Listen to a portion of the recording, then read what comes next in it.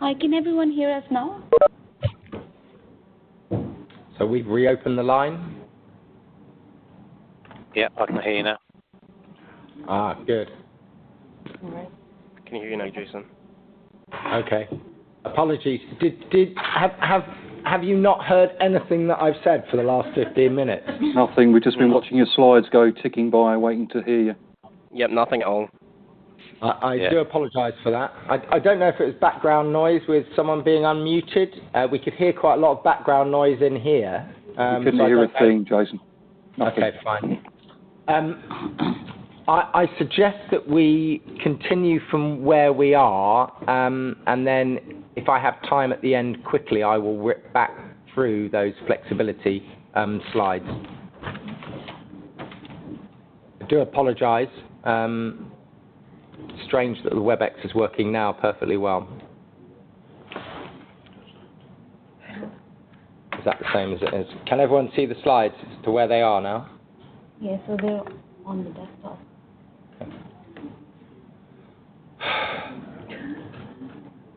Version 3.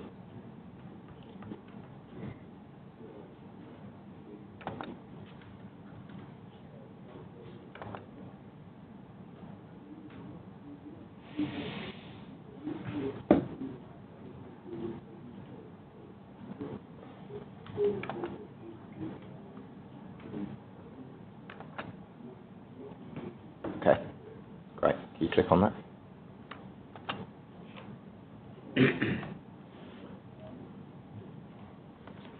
Okay.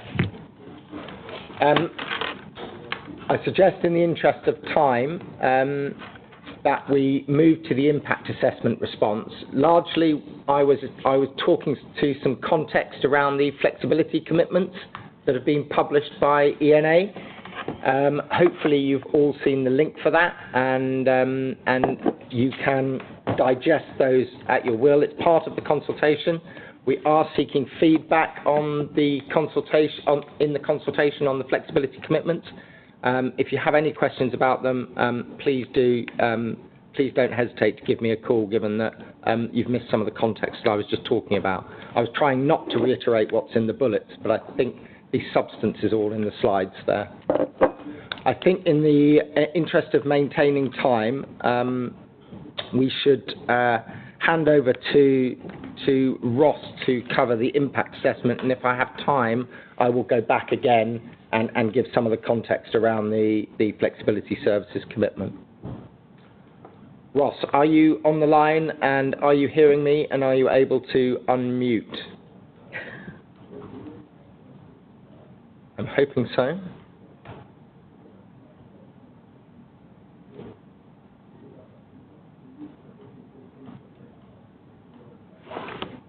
You texting Ross? Yes. We're just texting Ross to get him online.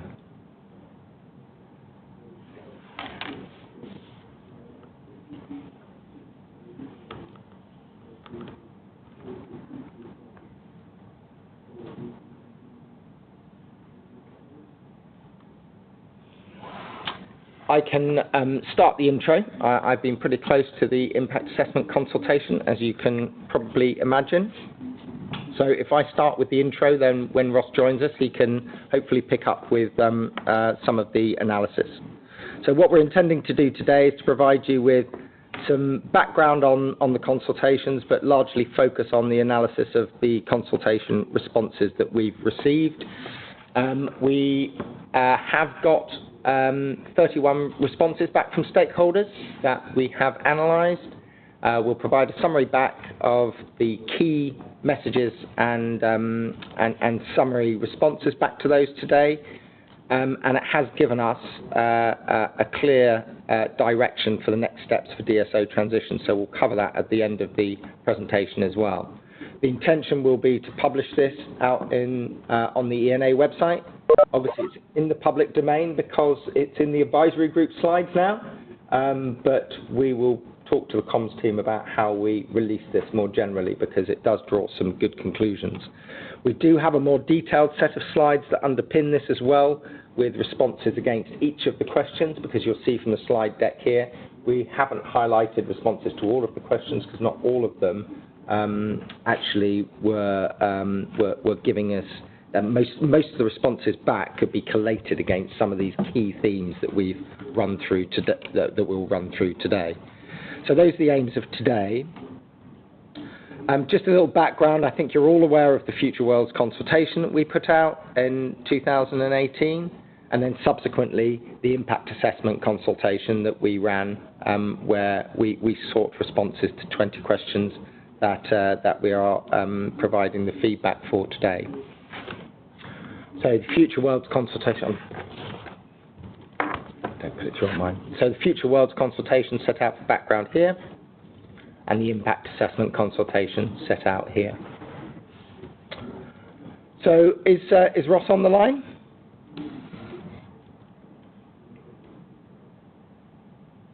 Okay, I will continue along here. So in analysing your responses, what we have within Open Networks is we have a set of resources that have been available to our product groups, our development groups, and what they've done is they've looked at the responses to each question and graded those into a set of categories, which are broadly agree, broadly disagree, or disagree. And we also had a set of no comment categories, but what we've done is we've excluded those from the analysis that we've got in here. And what we've done is we've looked at the response to the consultations that relate to particular themes, and that's what we're reflecting back in the responses here. Importantly for you to understand, we have excluded the network operator responses and the no comment category in these pie charts. We thought it was important for us to present to you the views of stakeholders taking out the network operator views. Now, obviously, we are very important stakeholders in ourselves, and therefore we have to take into account our own views in the next step. But actually, I think it's a really good message in the responses back here because it does give a compelling direction of travel, even if you take the network operator views out. So actually, I think it gives, by taking the network operator views out of there, it gives you that direction of travel from all of your perspectives. The 6 themes we've grouped the responses are the value of the impact assessment, transition path, the assessment of the worlds, comments on those specific worlds, further work, and policy and decision making. You'll see us run through all of those. Okay. The next slide shows the breadth of the responses we had back from people to the consultation. So I think we've got pretty much all stakeholder groupings that we would want with a response back to the IA consultation, from large energy companies, trade associations, through to consumer representation, community energy, supply chain, academia, connected DER. So we've got a very broad range of response back from all. I think that enables us to draw some very firm conclusions. Ross, are you on the line yet? I'll keep going. That's fine. You can ask a question. Yes. How did you categorise companies who fit into multiple groups? So you'll be able to see in our detailed response how we've categorised people. There are in the large energy company that will cover the multiple role companies generally. If there's one or two roles that they're playing, we pick those out. So you can see generator, DER, supplier, aggregator have been picked out specifically because I thought they were a more specific group. But I think specifically for you guys, I think you sit in the large energy company bracket. Sorry, for those on the phone, that was a question from Helen Stack at Centrica. Okay. So can you just close down that? Yeah. I know I can do that, can't I? I just close that. Okay. So general feedback, we'll run through some of the sort of overarching feedback. 89% of stakeholders agreed or broadly agreed with the insight from the executive summary. That is very compelling, and thank you for your feedback on that.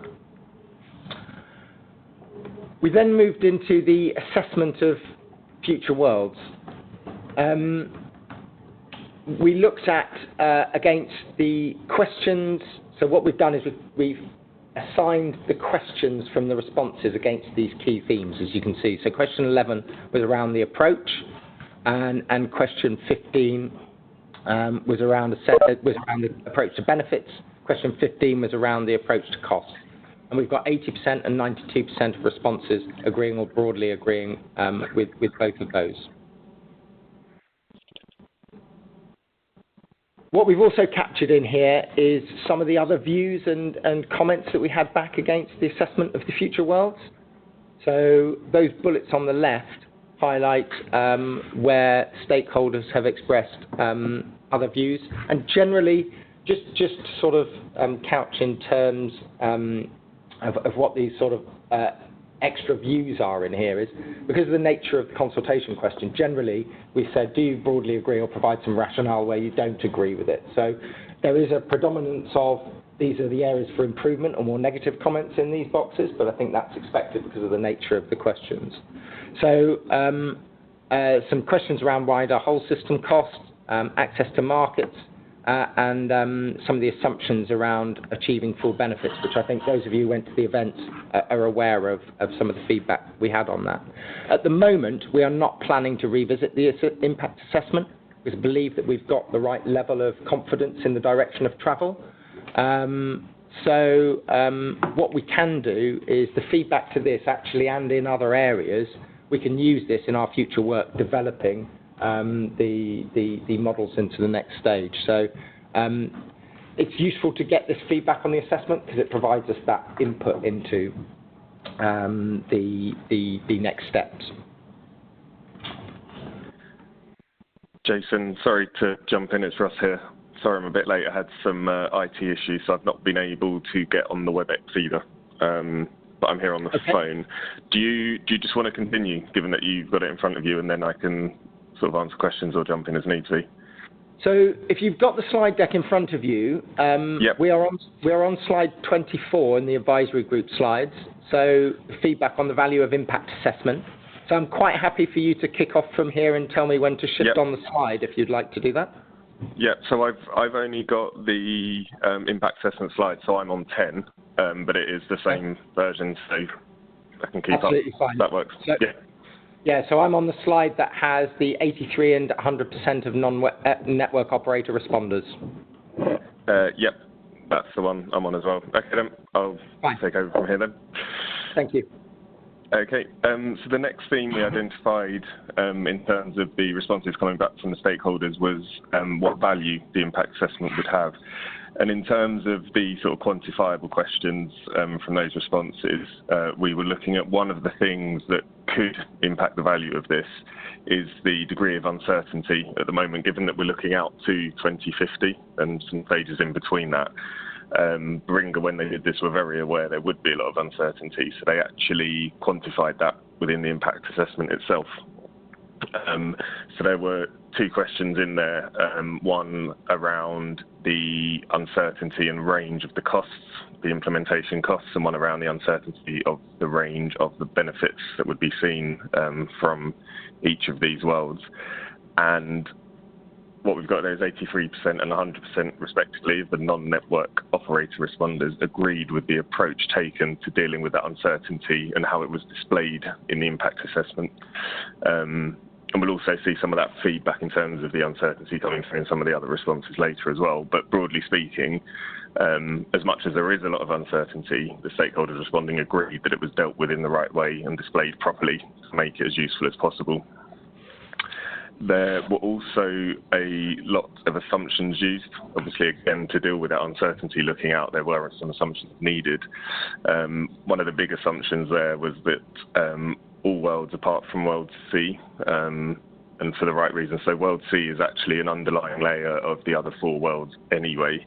And the assumption is that a combination of World C, which is improved access and charging, essentially the work being done under Ofgem's SCR at the moment on access and charging, a combination of that and one of the other worlds for the coordination of the flexibility on top of it, that all of those four combinations could achieve the full benefits by 2050, the difference being how quickly they get there and therefore impacting the cumulative benefits. So again, broadly speaking, 70% of the non-network operator stakeholders agreed with those assumptions, with a few comments, so not universal agreement, and there were some other comments behind that as well, which I think are on the next slide anyway. So in terms of those other views that came in other than just the response to the question, the stakeholders broadly agreed with the approach taken to produce the impact assessment. Some stakeholders felt that the uncertainty shown in those values in the assessment suggests that the assessment is not robust enough for decision making at this stage, but we'll come on to that a bit later as well. There was a comment that the assessment was heavily networks focused. That was an intentional step given the sort of scope of this impact assessment and time available to do it. That was an intentional sort of narrowing down of the scope of that just to focus on the network implementation costs. And there was also some comments around a heavy reliance on the assumptions within the assessment, although obviously they were well documented, etc. So in terms of that, the response from Open Networks is essentially that developing a least regrets pathway doesn't rule out any of those future options. So in terms of the uncertainty, the way to address that is essentially develop the least regrets path. And again, we'll come on to that a bit later about what that actually means. But we're not using this impact assessment to make any decisions around those future arrangements and targeting one of those future worlds. It's about taking the least regrets path, keeping those options open so that as the network conditions and the wider system conditions reveal themselves, you've got that optionality to change and pick the arrangements that best suit those conditions. So one of the key things that came out of the work in the impact assessment, and which was included in the executive summary, so it's included within that feedback, the very initial feedback as well, was this concept of transition pathway. So at the outset, I think people realise it's not a case of picking a world, it's actually going to be a journey from now to 2050, and that there are potentially various combinations or sequences of the arrangements that would actually be more beneficial. So in terms of the questions that were in the consultation on this, there was a question around whether or not the stakeholders agreed with those potential transition pathways, and 63% agreed. However, 72% of the responders believe there were other potential options. And I think, to be fair, that's to be expected, because there are potentially quite a few options for that, and there were a few suggestions around that. One of the other assumptions that was used was, in terms of the beginning point for those potential pathways, there was an assumption that the current arrangements are closest to what was described as World B for the impact assessment, which is essentially coordination between the DSO and the ESO. to procure their flexibility needs, essentially jointly. And 84% of responders agreed with that is closest to the current conditions, and that's therefore the starting point for each of the potential future transition pathways. So moving on to the next slide, in terms of the other comments that were coming through from people's responses to this, there were many views on both the transition pathways that were shown and also quite a few alternatives offered up. As we saw, 72% of people did actually have an alternative. Most of the stakeholders agreed with that assumption. As we saw, 84% agreed with the assumption that all transition pathways start with World B Stage 1, although there was one responder who suggested that they saw the arrangements closer to World D, which is ESO coordination. There were some comments around the assumption at the transition point from one world to another. There was some insight from Beringa that if the conditions play out that there's more energy resources connected to the distribution network, that is a suggestion that World A would be the more beneficial path to take at that point, and there were a few stakeholders who challenged that assumption. And there were a few comments around looking at these transition pathways. I think some people took the assumption around World B Stage 1 being closest to current arrangements and that persisting in some cases out to 2030, that was seen as the network companies essentially standing still, whereas the assumption behind World B Stage 1 is that it's actually an enhancement of the current arrangements. So we do currently coordinate between the DSO and the ESO, and there are examples of that. And the idea is that improves within World B Stage 1. It's not just current status quo continuing. And there were also some comments around looking at the pathways, applying that to GB as a whole isn't necessarily the right thing to do. There were some suggestions that there will be regional differences in terms of the conditions, the sort of penetration of DER in different regions of the country, and therefore there should be flexibility for different companies to progress at different speeds. So in terms of the Open Networks response, we agree that action needs to be taken now, which is why we're suggesting that there's a practical development of the DSO-ESO coordination now. So this isn't a no-change option. It is improving that DSO-ESO coordination. And also that, as we said before, no future options or pathways are being ruled out at this point in time anyway. So there was also some feedback on policy and decision making, so we decided to make that a theme as well and brought out some responses. So one of the key things that might influence the policy and decision making, and in terms of the specific questions we had in the consultation, was around the list of potential unintended consequences. So they were dealt with within the impact assessment itself, and 86% of responders agreed or broadly agreed with the potential unintended consequences that were identified within that. There were also some other comments which came through which weren't necessarily related to a specific question. There were some comments around the need for a clear and coordinated policy and regulatory direction to ensure that the benefits are realised in time. Need for clearer delineation of roles between the DSO and the DNO side of the businesses. There were some strong comments around the regulated monopolies not participating in the competitive markets which they facilitate. There were some responses around needing to maintain the optionality between transition paths, so not being too directive at this point or narrowing down options at this point by setting policy that's too restrictive. And there were also comments around the need for compliance with EU legislation. So on that, and the response from the Open Networks is that obviously no future arrangements would be put in place that are not compliant with EU legislation. And there has been some work done within the Open Networks on that, looking at the transition to DSO. And again, no options are being ruled out at this stage for the development of these future roles and focusing on that DSO-ESO coordination in the short term.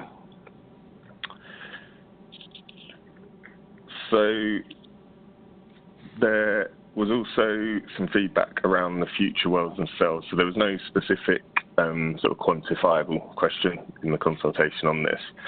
And the future worlds themselves were actually subject to the previous consultation, the future world consultation. So there was already a lot of feedback from there. But there were a few comments which came through, which is actually on the next slide.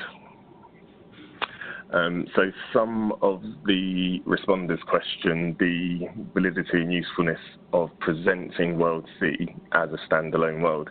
So as I mentioned before, World C, which is the improved access and charging, is considered a foundation layer in each of the other worlds as well. But it was within the impact assessment presented as a standalone world, but some of the stakeholders suggested that wasn't particularly useful, especially given where it looked against the benefits, etc., without any extra coordination added. There were, I think it was only one or two responses suggesting that World A should be removed from all future further analysis, as it's not a viable option, again alluding back to that issue around compatibility with EU frameworks and the likelihood of DSOs not being the market facilitator in the future. There were a few preferences shown for hybrids of the worlds, and particularly some hybrids including World E, which is the independent flexibility coordinator. And there were also some preferences similar to the transition pathways for sequencing of the worlds based on the conditions, etc. And those are in the slide there in terms of some of the suggestions that stakeholders had. And there was also some comments that World E needed better definition. So it was one of the trickier ones, to be fair, in the initial stages, trying to define what World E would mean to compare it on an equal basis to the others. And some of the stakeholders suggested you needed clearer definition around what exactly an independent flexibility coordinator is. So response from the Open Networks on this is that the model that will end up the future arrangements aren't going to be any of the future worlds as they're defined in this impact assessment. They were defined as they were just for the purposes of the analysis at the level that the analysis was being done. So as things change, the optimum model for the DSO-ESO coordination is a starting point on the transition pathways. And this will draw in potentially hybrids of other models as well. Some of the features of the other worlds, if they're the right thing to do, if it's the least regrets approach for the moment, they will be drawn in as well. There was also a question in the consultation around the further work. So this was further work for Open Networks itself, and was it within workstream 3, which is looking at the DSO transition. But there were also a few points recognised by Beringa for future work that could improve this analysis and improve the kind of insight around the DSO transition. And 94% of stakeholders agreed both with the future work plan for workstream 3 and the other future pieces of work identified by Beringa as well. So it's really good feedback there. On the next slide, there were some suggestions around what other pieces of future work could be done as well. Probably not worth going through them now, but they are there. It's my slide 20, but I think there's a combined pack, so it's probably not lining up there. And in terms of the feedback or the response from the Open Networks in terms of that further work, essentially we agree with a lot of those suggestions, and a lot of them are actually already included in some of the future plans already. Some of those key things around more focus on the customer benefits. So this impact assessment focused more on the network benefits, just due to the scope of it, but agreeing that more focus needs to be put on what the benefits are to customers and putting that at the centre of the decision making. Market interactions with flexibility, so interactions between local flexibility and more national flexibility and ancillary services,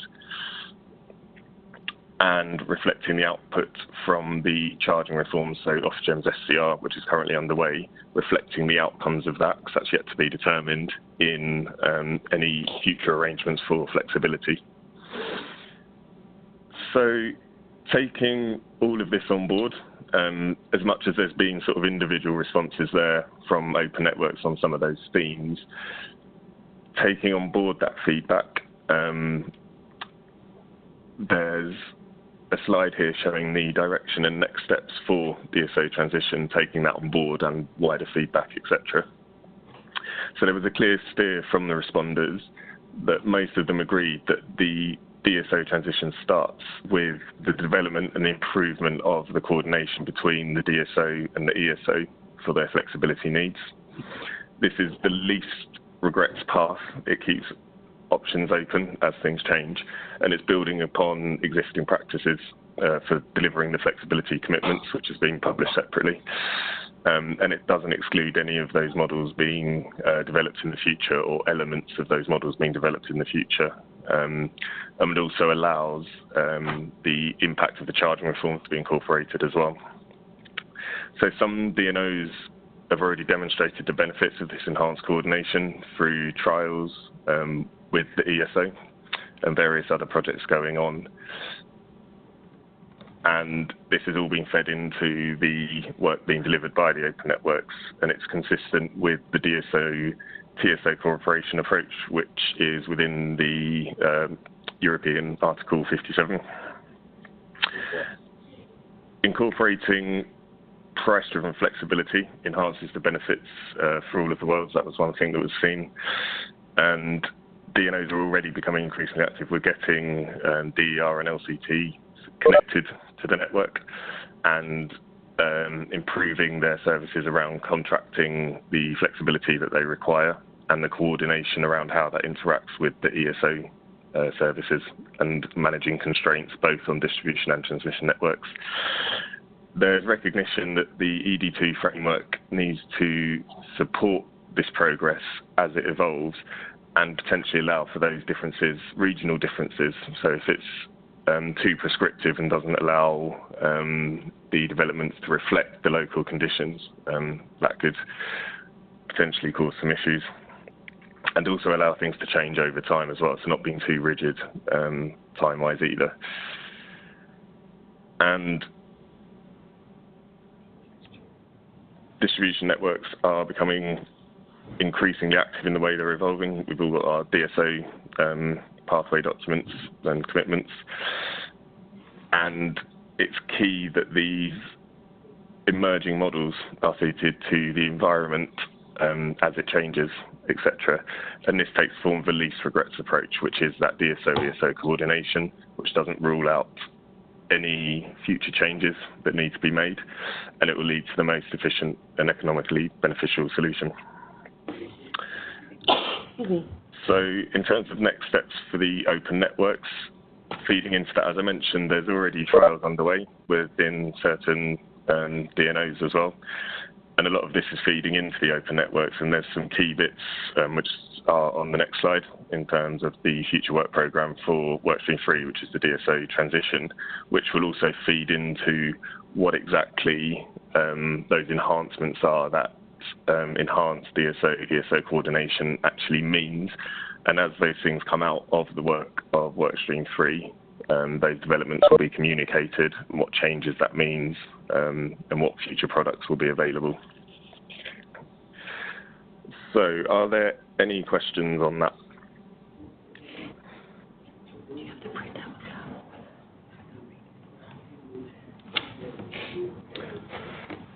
And I guess, Jason, was there anything you wanted to add?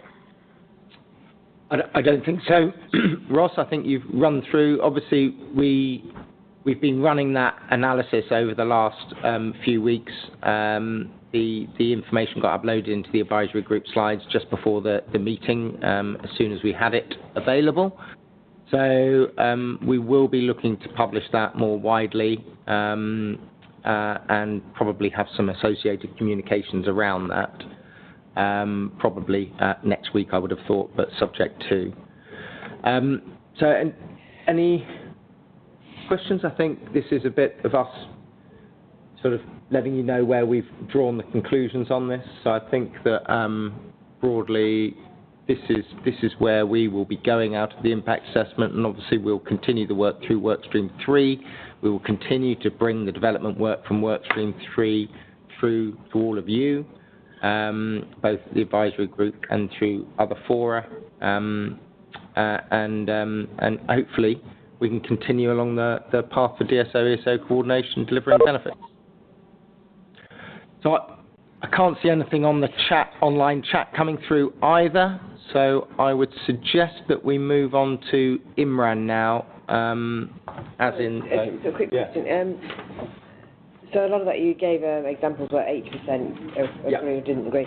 Were there any classes of stakeholders in that were different to the rest, or was it just a mixed bag and you got some all, did it work better for suppliers and generators, or interested in whether certain stakeholder classes felt it was the right thing to do or not, or it was just a blur across all? Have you picked that question up, Ross?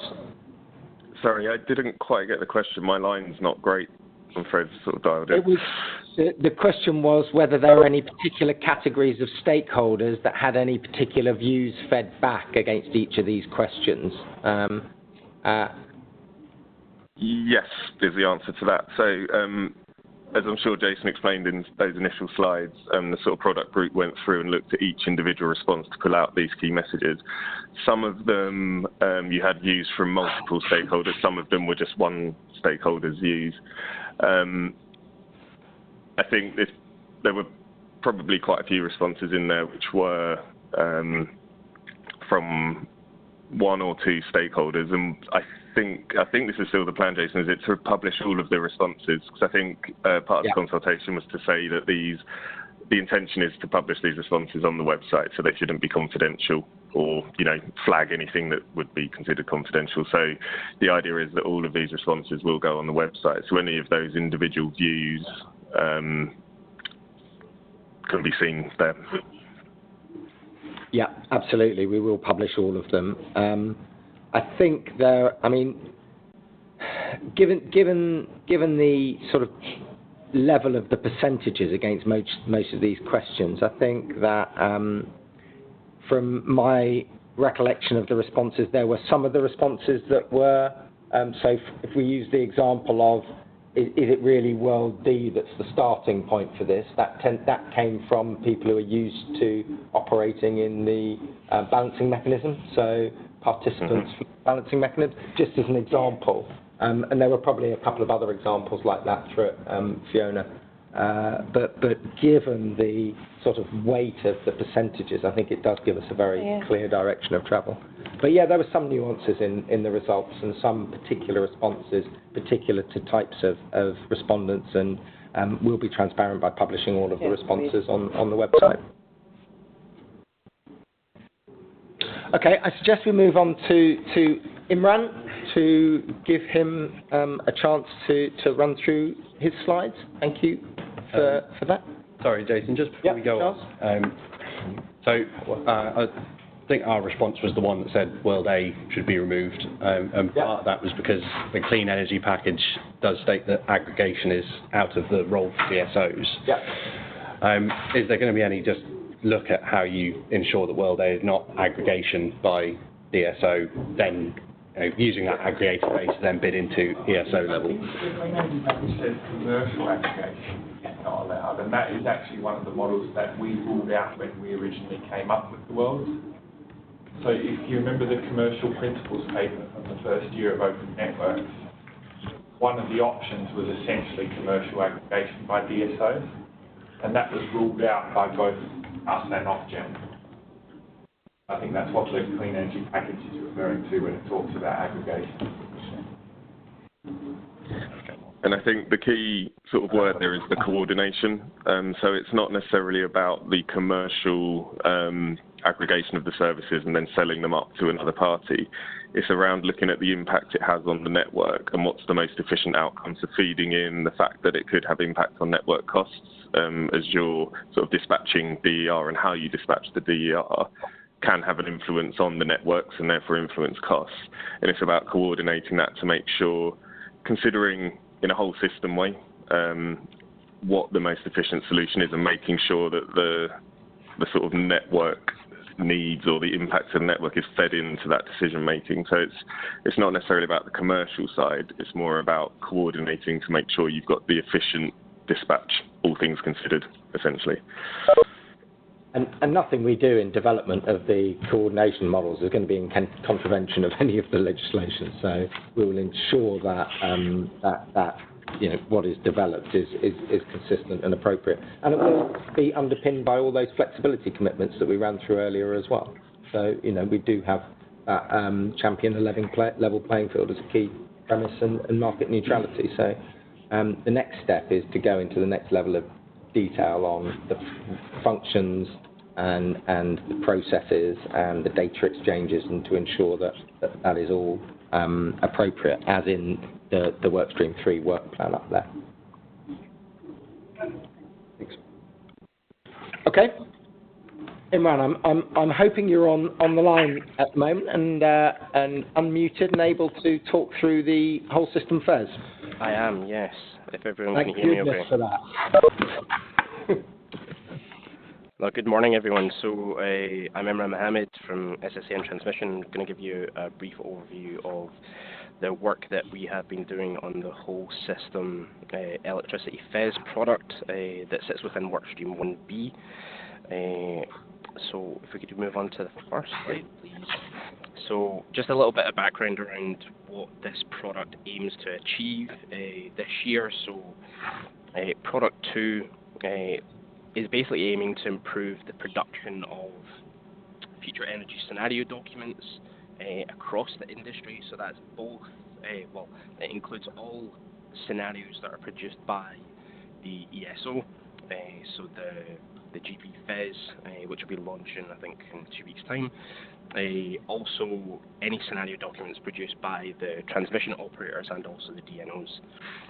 So outlined on that slide is kind of 3 of the main areas that we've been working on in the past 6 months to progress this product. The first one is essentially aimed at improving the inputs into the 2019 FES, and this was largely aimed at creating a process that would allow the DNOs to provide feedback on the FES prior to launch.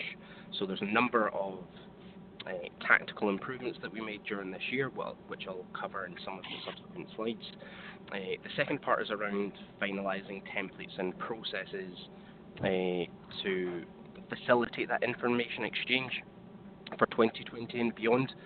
And that is something that we're obviously progressing at the moment.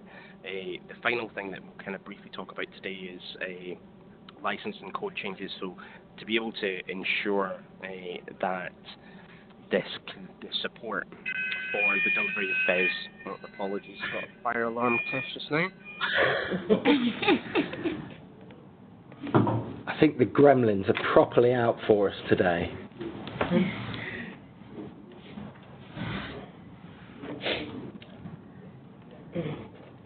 I'm not going to fill in for Imran while he awaits his fire alarm test. 11 o'clock on the dot. It's 11 o'clock every Thursday, so apologies for that.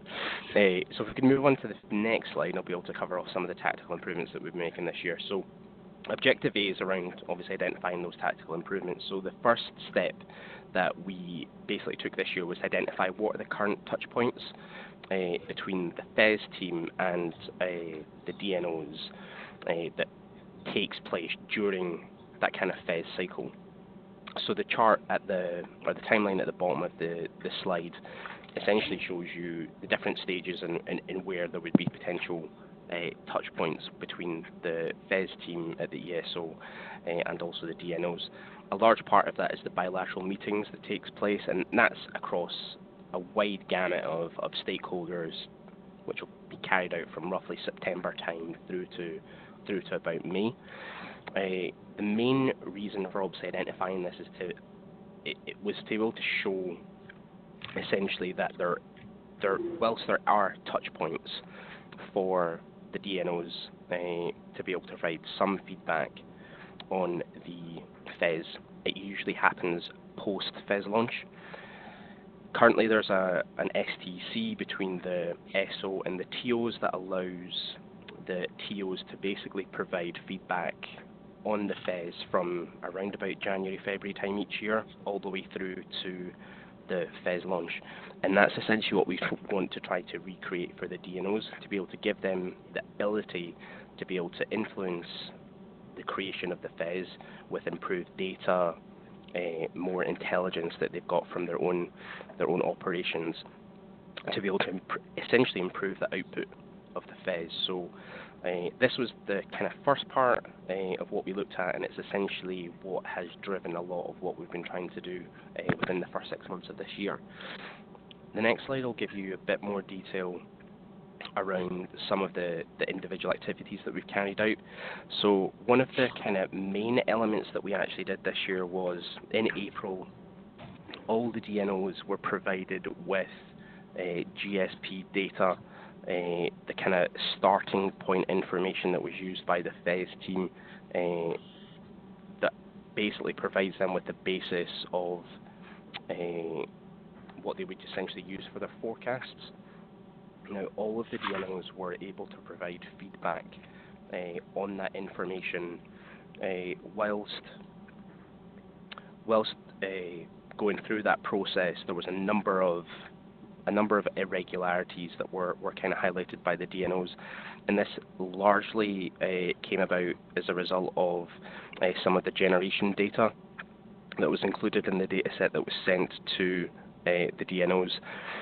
Currently within the process that the SO has is that the TOs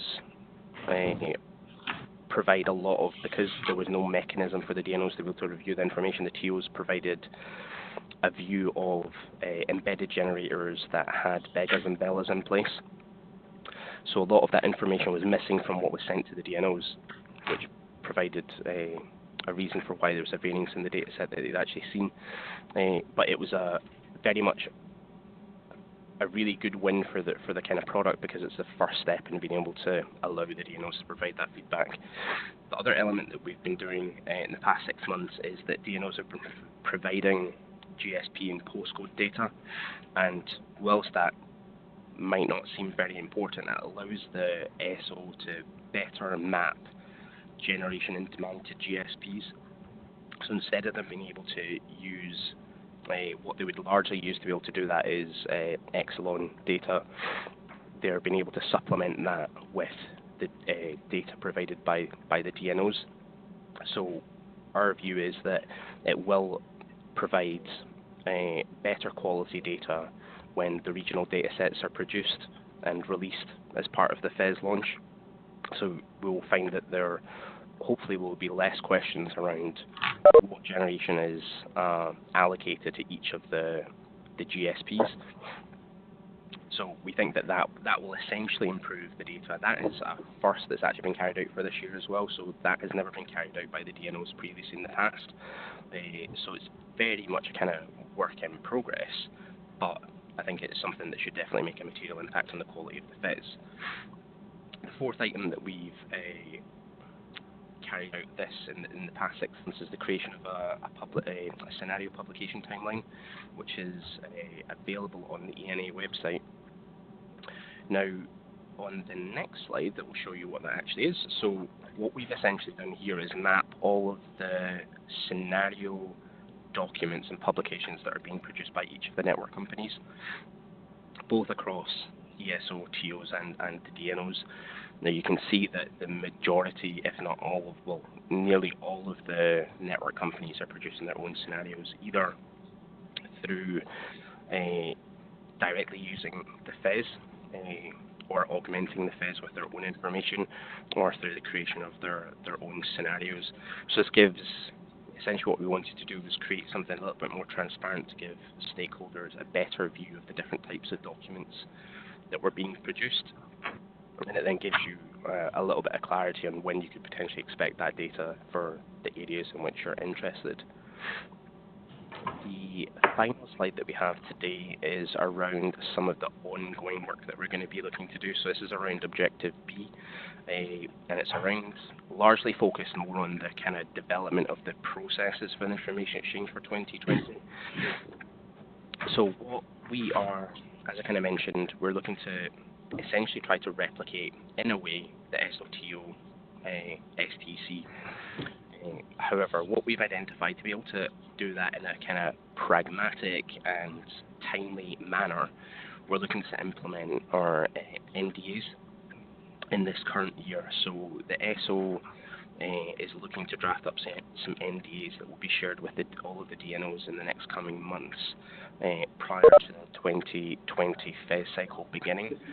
And that will allow us to be able to ensure that the DNOs will be able to essentially provide feedback on all of the FES information from January 2020. Whilst that is a good way forward, it provides a good way forward in terms of 2020, it may not necessarily provide a sustainable pathway for the future. So the other element that we're looking at is, which is linked to Objective C, is looking at any license or grid code changes that we'd be able to implement to support the kind of long and enduring delivery of the FES. One of the things that has come out from the team previously is around resource.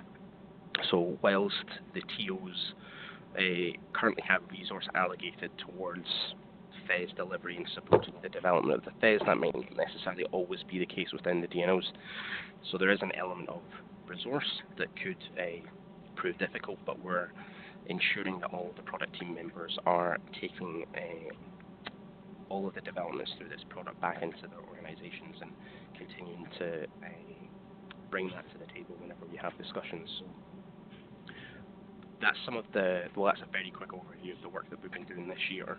In October and November, we'll also be holding a webinar, which will hopefully be able to provide you a bit more information on what the process for 2020 will look like, hoping by that time we will have a much a better developed process in place that we'd be able to share and gain your feedback from. If there's any questions. Any questions? Can you open the chat? Just if there's... We can probably take questions from anyone either on the line or in the room.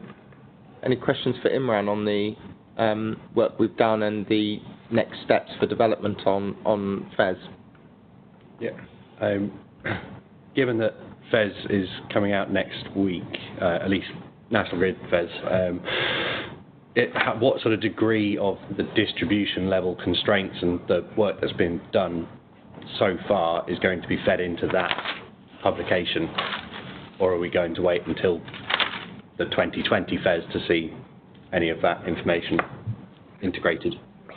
So all of the information that was provided in terms of the GSP postcode data, that's all been provided to the FES.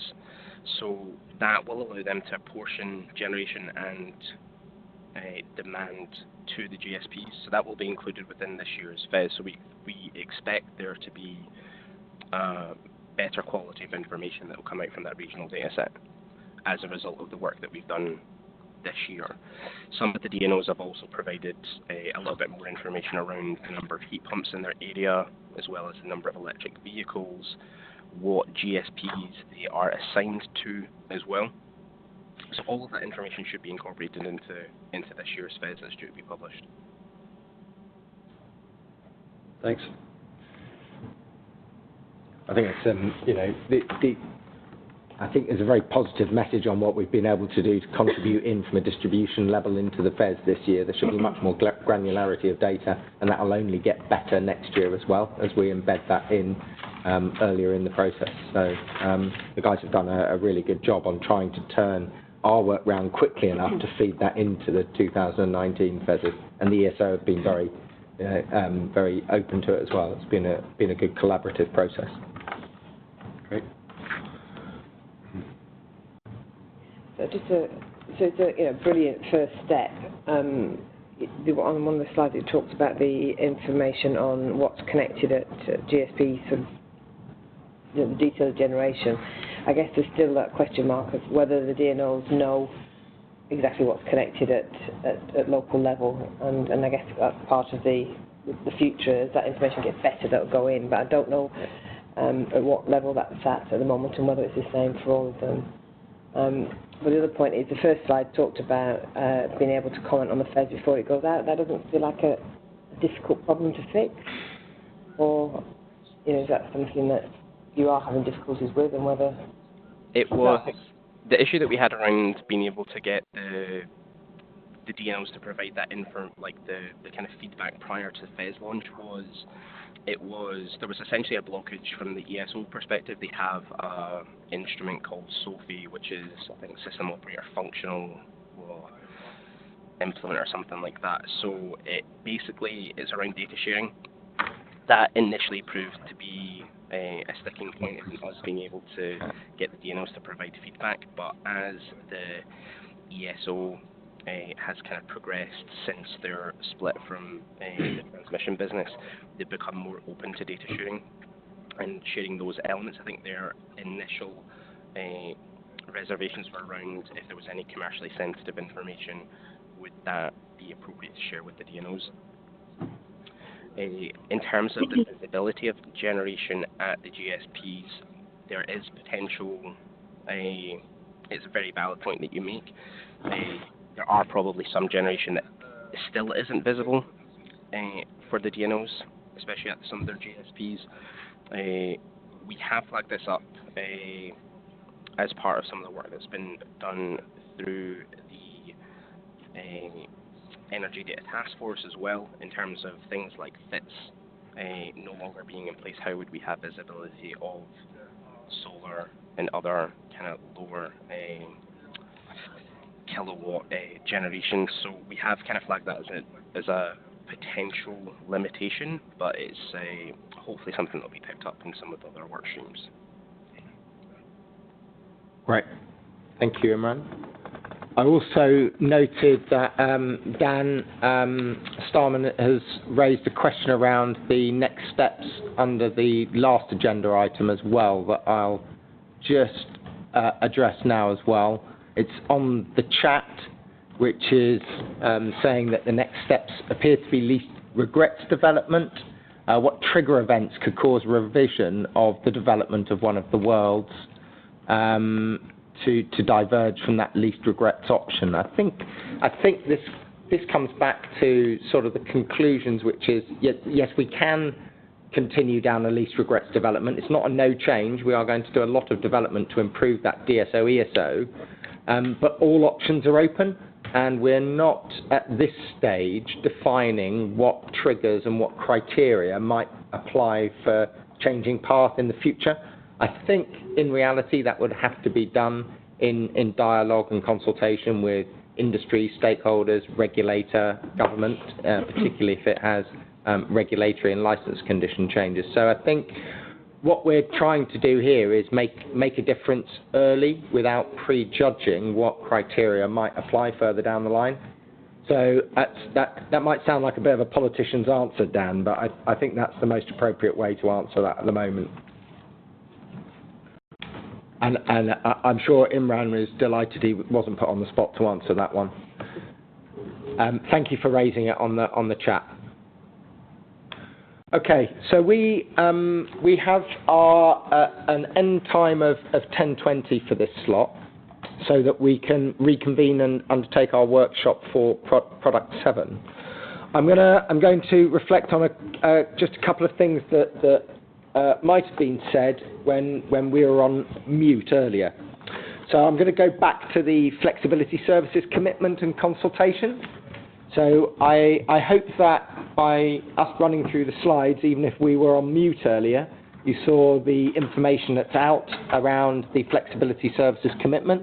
That is a key commitment that is signed up by all the CEOs and therefore has the highest level of commitment, and we will be looking at how we notify out to all of you as stakeholders how we're implementing the steps that are defined in that commitment. So we have a lot of activity to do to give you confidence that we're being true to our word in that commitment.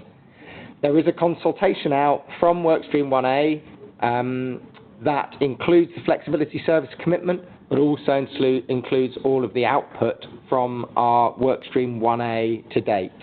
So that includes the flexibility market principles that we've brought to the advisory group previously. It includes procurement processes and identifying good practice for procurement processes. And it includes our plan for consolidating a common standard set of terms and conditions for procurement of active DSO services. So we have changed our approach in light of stakeholder feedback. For commercial terms, we are no longer just going to do good practice and rely on DNOs to implement good practice. We are going to look to draft a central, consistent contract in response to what you guys have been asking us for. So we are looking to provide that consistency in contractual terms and conditions out to the market, which I think should help you all greatly, rather than differentiation in contracts between DNOs. So that consultation is out there. I hope you've all seen it. It is on the Open Consultations page in the Open Networks part of the website. We have 2 events on that. There is one on the 10th of July in London here at ENA, and there is one on the 16th of July in Glasgow at the Scottish Power Networks headquarters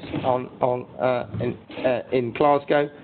So hopefully both of those events are out and you've seen them. I do apologise for some of the short notice on that, but we wanted to get the events in before the holiday season, and we didn't feel as if we could get that out as a firm commitment to the event until we'd actually published the consultation paper itself. As a consequence of that, we've also lined up 2 webinars in August, the details of which have also been sent out and are on our website. So if you can't make the events in person, please do dial into our webinar, and hopefully we will ensure that we don't have some of the technical difficulties we had at the beginning of this webinar, which I do apologise for. Again, we'll see if we can get to the root cause of those. The other thing I said in the intro, which those of you on the phone might not have heard, but colleagues around the table would have done, so I apologise for saying the same thing again. The intention in the website, we have changed the approach to the advisory group today, as you would have seen, to webinar the items that are more show and tell, more sending information out to you on what we've done, and then having a workshop here hosted at ENA for the specific items that we want feedback from.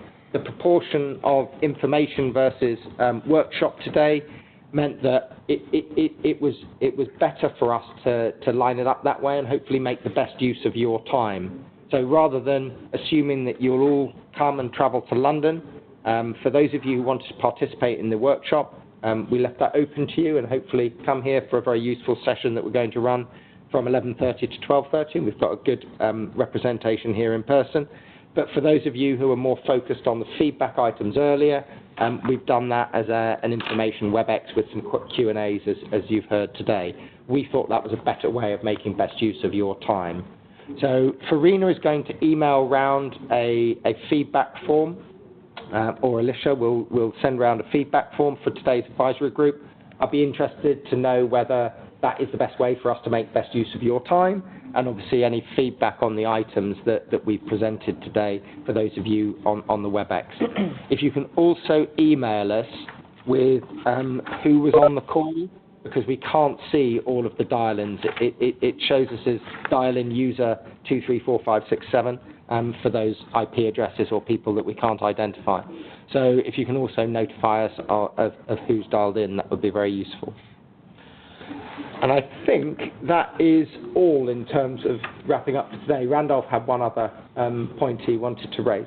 Yeah, just wanted to flag up with everyone that our LC&I conference, our Low Carbon Networks and Innovation Conference, is on the 30th and 31st of October in Glasgow. This year it's being opened by the Scottish Energy Minister, and the theme for this year's conference is disruptors, and particularly disruptors in terms of innovation. And there is going to be a dedicated Open Networks session during the conference on the first day, on the 30th, where we're going to be reporting back against those 6 steps in the flexibility commitment. So tickets are not open yet. They open in the next week or 2, but it would be fantastic to get everyone along to that as well. Thanks, Randolph. 30th and 31st of October, yeah? Yeah, in Glasgow. And Claire, would you like to? Yeah. So I'll be running together with Randolph the breakout session in a couple of minutes. But just to say to the people on the phone who couldn't make it today, your opinion is very much valued and welcome. So if you feel like if you've been through the product and have some comments, please do feel free to email them. This is an open, collaborative platform.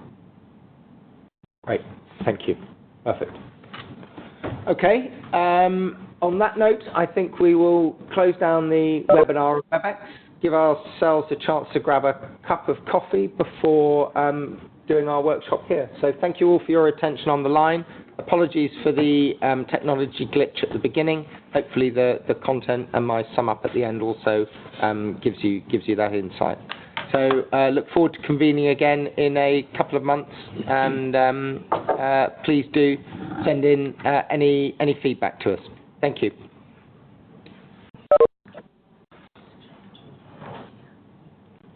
I'm going to close the WebEx.